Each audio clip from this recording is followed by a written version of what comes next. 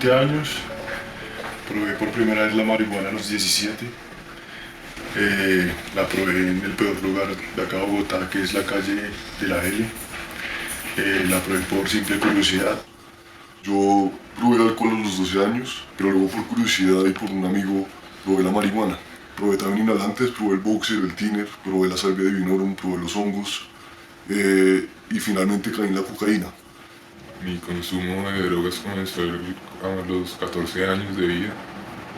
Comencé con marihuana, cocaína. Así fui probando otro tipo de drogas, pepas, pastillas, barbitúricos, ácidos, éxtasis.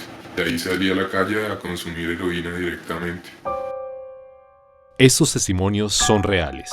Cada día vemos cómo las sustancias psicoactivas destruyen más vidas de jóvenes y familias colombianas. Cada día es más temprana la edad en que se empieza el consumo y cada día son más las drogas que se consiguen en las calles. Es un problema que debemos enfrentar. Parte de ese enfrentamiento es la prevención y el tratamiento. La prevención en adicciones, la idea es analizar primero etimológicamente. Prevenir significa advertir de determinado peligro, en este caso de adicciones. La palabra adicción es un neologismo que se le ha puesto a las conductas químicas y no químicas que terminan generando una altísima adherencia y son de tipo autodestructivo. La prevención se cataloga en primaria, secundaria y terciaria. Se habla de la primaria cuando no ha existido ningún tipo de consumo, generalmente se da en menores de 12 años. En la secundaria, ya hay un tipo de experimentación y algunos consumos por abuso, y en la terciaria es una prevención por recaída. Una de las grandes falencias a nivel mundial en las políticas de prevención ha sido que se han focalizado básicamente en las drogas y en los daños orgánicos. Y realmente eso está muy bien para sensibilizar, que es generar sentimientos adversos o negativos hacia el consumo o la práctica. Pero es mucho más importante la culturización en salud mental, porque el hilo conductor de muchos desórdenes de la personalidad y diagnósticos clínicos es el abuso de sustancias psicoactivas y las dependencias de sustancias psicoactivas. Los tratamientos de prevención deben ir siempre focalizados hacia aquello que está produciendo el abuso, ya que la droga como tal no es la responsable, sino el impulso primario de la persona al llegar a esa conducta autodestructiva que hay que prevenir. Dentro de las políticas de prevención, nosotros implementamos a nivel familiar una sencilla mecánica de 3 pasos, que es información adecuada en salud mental. La segunda es la detección temprana, porque es clave detectar los consumos a tiempo. Y la tercera es la intervención. De manera tal que con esta mecánica información, detección e intervención se detecta y se interviene a tiempo para que la enfermedad no pase de sus estados tempranos a los críticos y a los crónicos. Cuando hablamos de detección temprana, ya existen en el mercado colombiano una cantidad de pruebas en orina y en saliva que se hacen necesario implementar en todos los hogares, porque una madre formada, una madre educada, es una madre que sabe poner límites, y estamos en una generación de padres que le tienen miedo a sus hijos, y ante este temor que tienen los padres hacia sus propios hijos viene la falta de límite. Al no poner un límite asertivo, se generan unas actitudes complacientes hacia el desarrollo y proliferación de este tipo de comportamiento disyuntivos, no solo en el tema de adicciones, sino también en el sexo y en los comportamientos temerarios. El cerebro humano se termina de desarrollar a los 25 años y el consumo de sustancias psicoactivas es altamente perjudicial antes de esa edad. El gran flagelo de Colombia en este momento son las drogas de síntesis. Estamos hablando de productos sintetizados farmacéuticamente en laboratorios clandestinos o bien en laboratorios legales. Estamos viendo el abuso de ansiolíticos benzodiazepínicos del tipo de Rivotril, clonazepam, diazepam, lorazepam, que en asocio con el etanol, el alcohol, produce una mezcla explosiva que vuelve a la persona colérica. Vemos el más frecuente también, que ya pues pertenece a otro tipo, que es el del alcohol y la cocaína, que el organismo produce una tercera sustancia entre el etanol y la clorhidrato de cocaína, que es el etileno de cocaína, que va generando parafilias sexuales.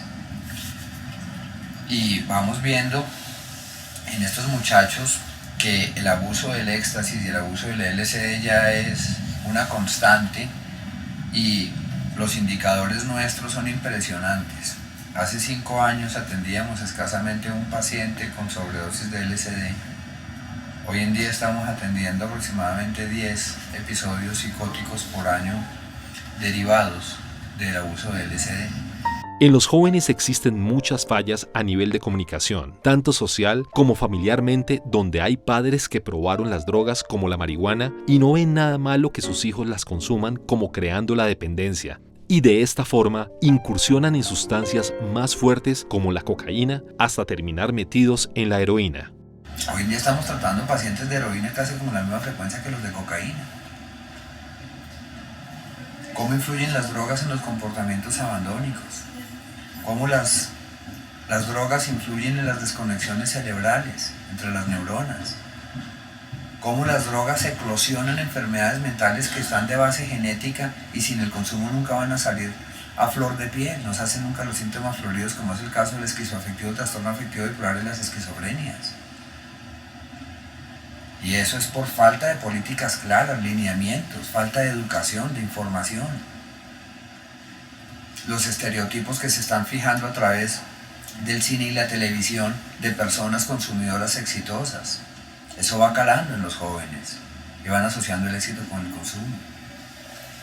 Entonces realmente la única manera para contener este tipo de conductas es el disuasivo, que es la prueba con consecuencias y aplicada a nivel familiar.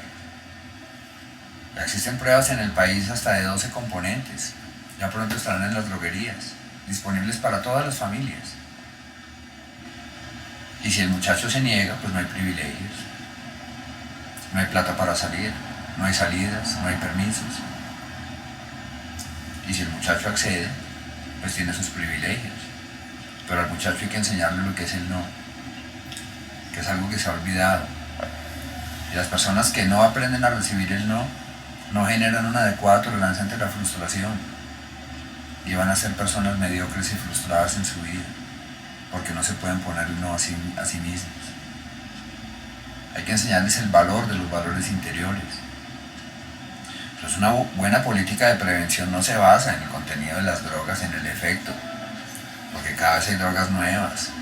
Hoy en Colombia estamos abordando el tema del 2CB, otro monstruo adictivo, mezcla anfetamínica con cocaína y éxtasis.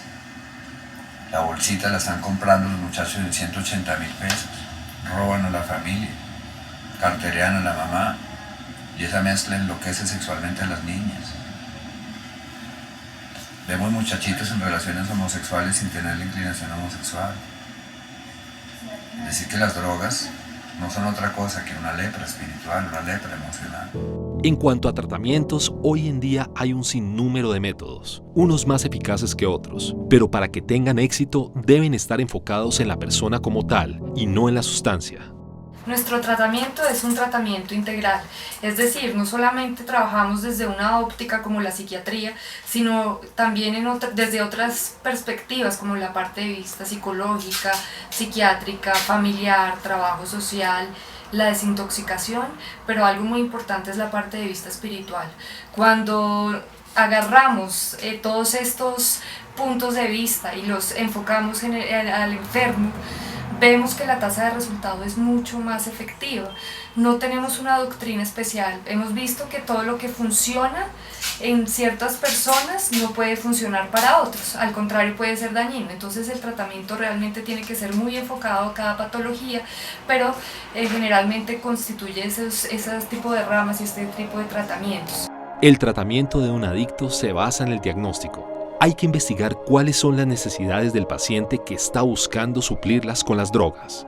Un adicto no es adicto porque sí, tiene que haber cosas en personalidad o si hay una enfermedad mental que pueden predisponer a que el paciente necesite drogas para suplir ciertas necesidades. Por ejemplo, en un trastorno depresivo, algunos pacientes requieren alcohol u otro tipo de estimulantes para que su estado de ánimo mejore, o pacientes como los pacientes bipolares que están en un estado de euforia o de manía encuentran en la marihuana el perfecto remedio para calmar sus síntomas afectivos. Desde este punto de vista entramos a hacer todo el diagnóstico y una vez hecho el diagnóstico entramos a atacar las enfermedades. Si es el caso de un trastorno afectivo bipolar, una esquizofrenia, una depresión, damos medicamentos específicos para cada patología mental. Hay que evaluar el tipo de personalidad de cada paciente. Existen 3 tipos de personalidad. La tipo A, que son los pacientes excéntricos que rayan con lo psicótico. El tipo B, que desarrolla unas emociones fuertes e intensas. Y el tipo C, que trata los trastornos de ansiedad. Muchas veces cuando existen estos trastornos de personalidad o unos rasgos muy marcados, el paciente generalmente también acude a los fármacos como mecanismo de modular también esos trastornos de personalidad. Un paciente sociopático, o sea, un paciente que pasa por encima de los sentimientos de los demás o que tiende a la delincuencia, muchas veces también se droga precisamente para potenciar esos efectos, esa personalidad sociopática. Entonces, que entramos a ver, estudiar todo el análisis de la personalidad y que la persona conozca exactamente qué es lo que le está pasando. Sí, es importante que si tiene una enfermedad mental conozca cómo se llama, en qué consiste, identifique sus síntomas. Si es el caso de la personalidad, qué rasgos son los que predominan y qué son los rasgos que tiene que cambiar para que él pueda ser su mismo terapeuta, entre comillas, y la idea es basarnos en el automonitoreo y el autocontrol. La efectividad del tratamiento se da básicamente por el compromiso del paciente. La parte final del tratamiento consiste en la reinserción del paciente. La mayoría de pacientes llegan con la vida académica, laboral, familiar completamente destruidas y es importante que en el proceso de recuperación se incluya otra vez reinsertarlos a su medio académico, laboral o bien sea cualquier tipo de actividad, pero no es prudente y no es sano que ellos salgan a su casa o a un sitio a no hacer nada, porque eso hace que se predisponga otra vez a que se cultive la posibilidad de un consumo. Entonces generalmente lo que hacemos al final del tratamiento es que la persona empiece a asistir a clases o empiece a pasar hojas de vida o empiece a conseguir algún sentido de vida que haga que la recuperación valga la pena. Cuando ellos salen tienen que hacer ciertos compromisos y ciertas renuncias. Se aconseja que por lo menos durante el primer año no se expongan a sitios, a cosas o a personas que pueden llevarlos a un consumo. Se aconseja que no vayan a fiestas, que no tengan amigos que consumen, sino al contrario que sea un ambiente mucho más tranquilo para evitar estas posibles tentaciones. Ya más adelante cuando el paciente está más fuerte, pues ya puede llegar a enfrentar esas situaciones. No se trata de aislarlos del mundo ni de extirparlos pues de la vida social, pero pues tiene que ser una inserción progresiva para evitar recaídas. El medicamento, si el paciente lo requiere, tiene que seguirlo tomando por tiempo indefinido. La red de apoyo familiar también debe estar constantemente asistiendo a reuniones y a reuniones especialmente donde motiven y donde guíen a la familia para que sepan cómo manejar al paciente. La fundación pues me cambió mi vida. Tenemos proyectos a futuro y todo el equipo terapéutico ha sido un gran apoyo, mi familia, mi novia, los compañeros de la fundación. Entonces es una gran motivación estar acá, salir adelante. Espero próximamente terminar mi universidad y seguir trabajando. Quiero retomar mi estudio, llevar una vida saludable, cumplir mis metas. La droga me impedía hacer las cosas que me benefician, un camino fácil hacia sentirse bien, en vez de hacer las cosas bien, consumir y sentir placer, pero no estar haciendo las cosas bien y estar bien con mi familia, que ha sufrido mucho por los problemas que he tenido y las amistades, recuperarlas por la psicosis y los problemas mentales que fueron producto de mi consumo.